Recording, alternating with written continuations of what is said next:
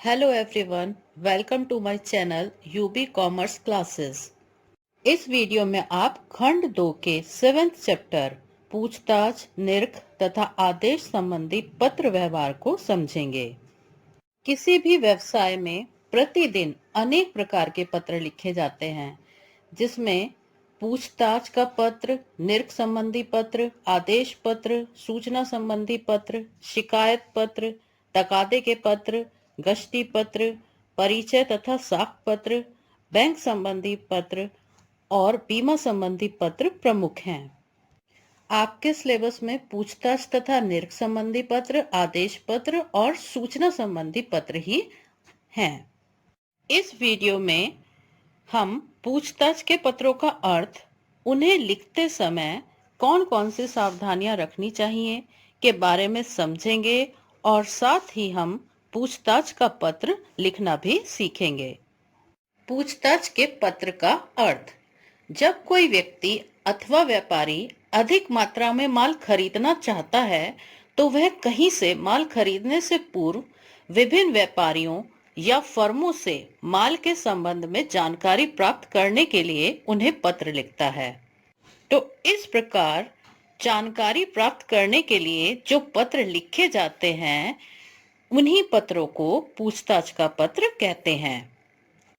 पूछताछ के पत्र प्राय माल की कीमत, उनकी क्वालिटी यानी किस्म, उपलब्धता कि उनके पास अवेलेबल है या नहीं, कटौती की दर, कटौती यानी छूट, जब हम माल खरीदेंगे तो हमें कितनी छूट मिलेगी, पैकिंग विधि, जो हम माल खरीद रहे हैं वो किस तरीके से पैक होकर आएगा, भुगतान की शर्तें, भुगतान किस प्रकार किया जाना है उससे संबंधी शर्तें, साख की अवधि यानी अगर हम माल उधार खरीद रहे हैं तो कितने समय का हमें साख मिल जाएगी।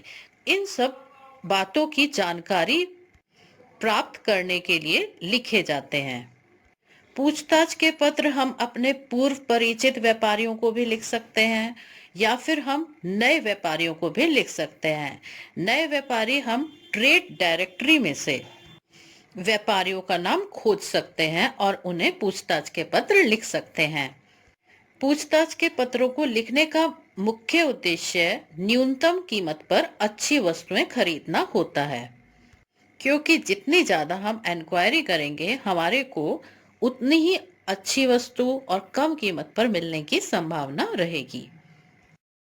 सावधानियां: पूछताछ के पत्र लिखते समय निम्न सावधानियां रखनी चाहिए ताकि माल के विषय में पूर्ण जानकारी प्राप्त हो सके और बाद में पत्र लिखने वाले या उसका उत्तर देने वाले को बार बार पत्र व्यवहार न करना पड़े।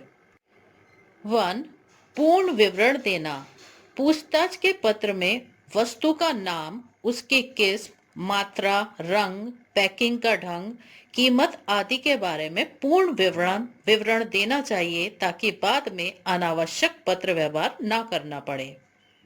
नमूने की मांग: आवश्यक होने पर कीमत आदि की पूछताछ के साथ साथ नमूने की मांग भी की जा सकती है।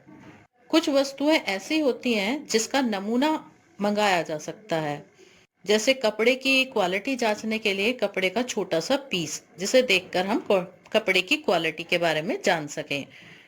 नेक्स्ट थर्ड पॉइंट है मात्रा का उल्लेख। यदि तत्काल अथवा निकट भविष्य में अधिक माल मंगाने की संभावना हो तो पत्र में माल की मात्रा का उल्लेख कर देना चाहिए।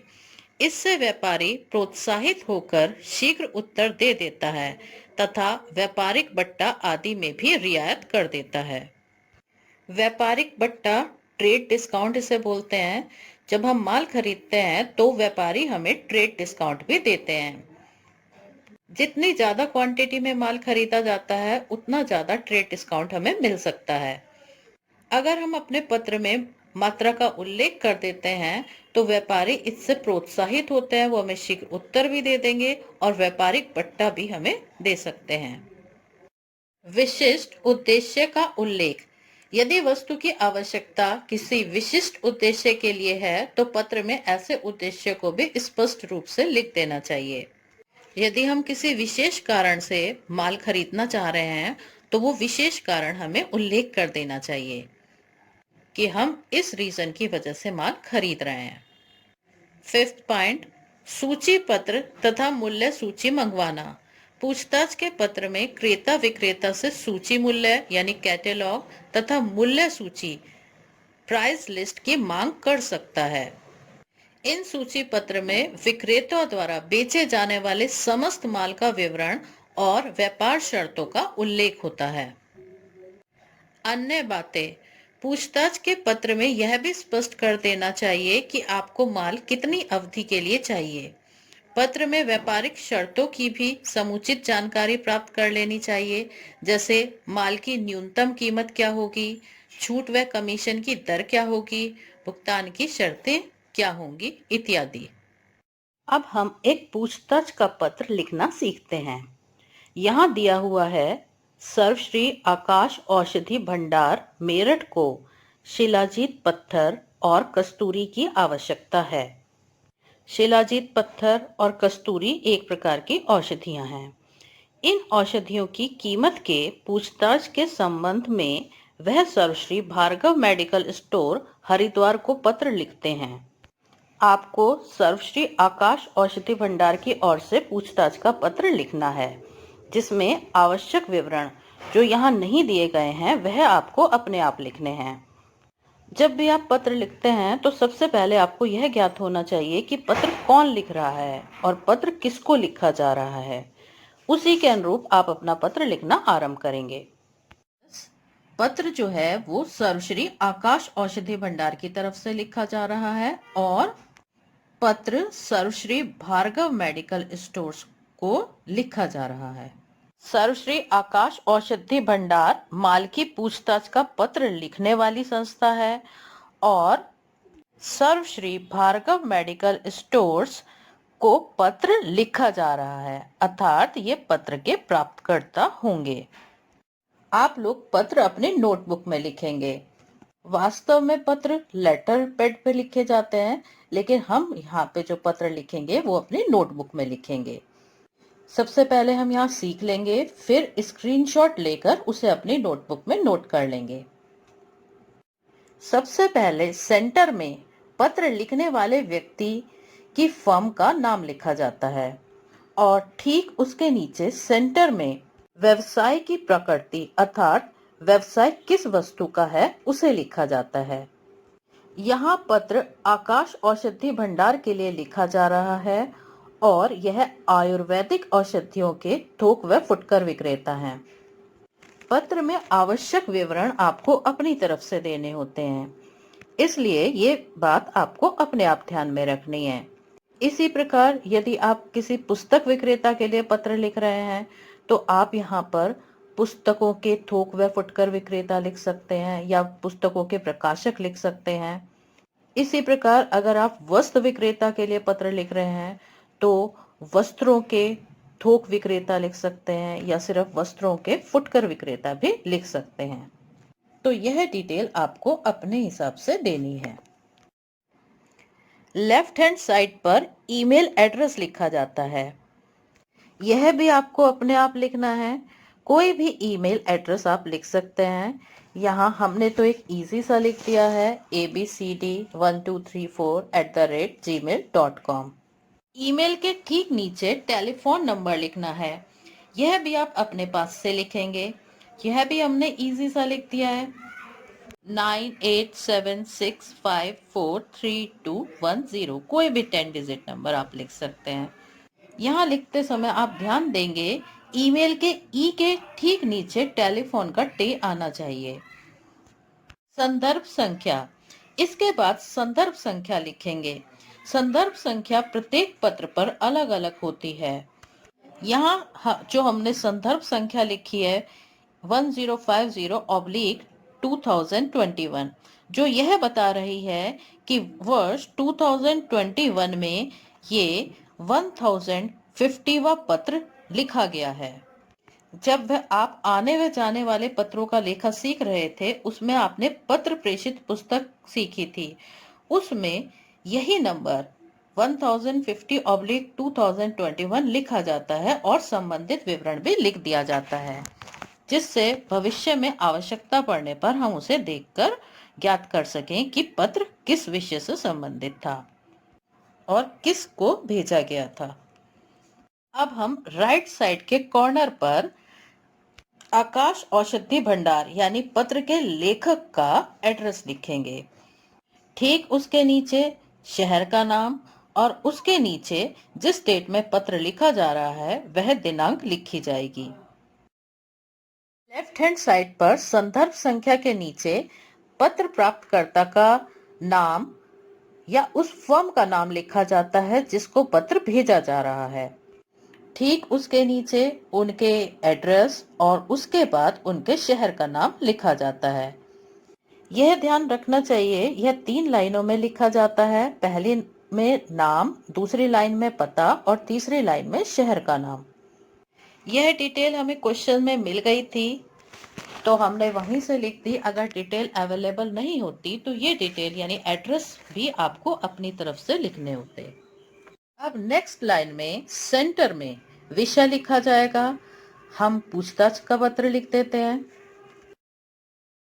अब यहाँ से पत्र का मुख्य भाग शुरू हो जाता है। सबसे पहले अभिवादन किया जाता है जिसके लिए प्रिय महोदय या प्रिय महोदया शब्दों का प्रयोग किया जाता है। आप जिसे पत्र भेज रहे हैं उसी के अनुरूप आपको अभिवादन लिखना होता है। यहाँ हम प्रिय महोदय लिखते हैं और फिर एक कॉमा लगा देते हैं। पत्र लिखते हुए आपको सीध का विशेष ध्यान रखना है जिससे कि पत्र लिखा हुआ सुंदर लगे। जैसे ईमेल के ई के नीचे टेलीफोन का टे आया, टेलीफोन के टे के नीचे संदर्भ का स लिखा गया। ऐसे ही सर्वश्री का स, रानी का र, हरिद्वार का ह और प्रिय महोदय का प्रिय भी उसी की सीध में आया। तो इस तरीके से अगर आप ध्यान रखेंगे तो आपका लेटर देखने में सुंदर लगेगा। इसके बाद आपको जिन वस्तुओं के बारे में पूछताछ करनी है उसके बारे में पूछताछ करेंगे। जैसे हमें इसमें औषधियों की आवश्यकता है तो हम उसी के बारे में पूछताछ करेंगे। यहाँ हम पैराग्राफ से स्टार्ट करेंगे। करीब 1 या सवा फिंगर की स्पेस छोड़कर हम लिखना स्टार्ट करेंगे। हमें अपने औषधि भंडार के लिए निम्नलिखित औषधियों की आवश्यकता है। कृपया लिखें कि आप यह माल हमें किस कीमत पर भेज सकते हैं। कृपया बताएं कि माल आपके पास तैयार है या इसके प्रबंध में कुछ समय लगेगा। यहाँ जो हमने पूछताछ की है उसमें हमें एक पैराग्राफ में 2 लाइनें आई। ये 2 से ज्यादा भी हो सकती थी। आपको जितनी बात पूछनी है आप पूछेंगे। तो पैराग्राफ जब स्टार्ट करते हैं थोड़ी सी स्पेस छोड़ के करते हैं। उसके बाद जब पहली लाइन वो ओवर हो जाती है तो सेकंड लाइन, जैसे यहाँ पे कीमत आया, कीमत का क प्रिय महोदय के प के नीचे आया। यानी हमें यहाँ पे भी विशेष ध्यान रखना है कि हमारी सीध खराब ना हो। इसके बाद जिन वस्तुओं के बारे में हमें जानकारी लेनी है उन वस्तुओं को लिखेंगे। ये भी पैराग्राफ की सीध में हमें जहां से आपका पहला पैराग्राफ शुरू हुआ था उसी के नीचे कस्तूरी 600 ग्राम, शिलाजीत पत्थर 50 क्विंटल। तो यहाँ भी आप सीध का विशेष ध्यान रखेंगे। जो भी वस्तुएं आपने खरीदनी है या जिसके बारे में आप पूछताछ करना चाह रहे हैं उन सभी वस्तुओं को एक के नीचे एक करके लिखते जाएंगे और जो संभावित क्वांटिटी आप खरीदना चाह रहे हैं वह क्वांटिटी भी उसके आगे मेंशन कर देंगे। लास्ट पैराग्राफ में हम उन्हें आदेश देने के लिए आशान्वित करेंगे। यानी हम उन्हें इस बात के विश्वास दिलाएंगे कि हम आपको शीघ्र ही आदेश दे देंगे। इसके लिए हम लिखते हैं, आपके भाव तथा शर्तों के उपयुक्त होने पर हम शीघ्र ही आपको आदेश देंगे। उनका उत्तर हमें शीघ्र प्राप्त हो जाए तो इसके लिए भी हम एक लाइन लिख देते हैं, आशा है आप शीघ्र उत्तर देंगे। राइट हैंड साइड पर नीचे भवदीय लिखकर, भवदीय का मतलब होता है भेजने वाला, पत्र भेजने वाली संस्था का नाम लिखा जाता है। जैसे हम लिख रहे हैं वास्ते आकाश औषधि भंडार। वास्ते का अर्थ होता है के लिए, इसका मतलब बना आकाश औषधि भंडार के लिए। आकाश औषधीय भंडार एक संस्था है जो खुद से पत्र नहीं लिख सकती तो उसके लिए कोई व्यक्ति पत्र लिखेगा। पत्र लिखने वाला व्यक्ति व्यवस्थापक हो सकता है, साझेदार हो सकता है, मैनेजर हो सकता है, कोई भी व्यक्ति इस पत्र को लिख सकता है। जो भी व्यक्ति इस पत्र को लिख रहा है वह यहाँ पे अपने सिग्नेचर करेगा और अपना पद लिखेगा। हम यहाँ पे व्यवस्थापक लिख देते हैं और व्यवस्थापक यहाँ आकाश है। आकाश अपने सिग्नेचर यहाँ कर देंगे, जिससे पता लगेगा कि यह पत्र आकाश औषधि भंडार के लिए आकाश ने लिखा है, जो इस फर्म के व्यवस्थापक हैं। Thanks for watching. Bye bye. See you in the next video.